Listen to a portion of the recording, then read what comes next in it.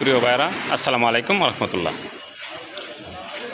প্রায়ই দেখি ভাইরাল হওয়ার তাড়নায় অনেক মায়েরা তাদের 5 বছর, 6 বছর, 7 বছর, 8 বছর বয়সের বাচ্চাদের ভিডিও করার জন্য এবং কন্টেন্ট তৈরি করার জন্য পাঠিয়ে দেন ফেসবুক পেজে বা বিভিন্ন প্ল্যাটফর্মে পাঠিয়ে দেন সোশ্যাল মিডিয়া কাজ করার জন্য।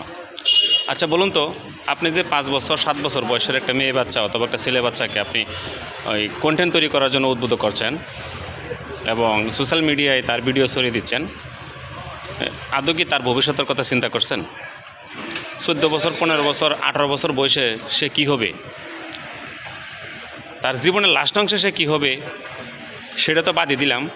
যখন তার একটা সময় সমাজে পরিচিতি পাবে আর এই ছোটো বয়সের ভিডিওগুলো সামনে আসবে, তখন আপনি কি মনে করেন আমাদের এই বাচ্চাটা কন্ট্রোল করতে পারবেন? অবশ্যই না।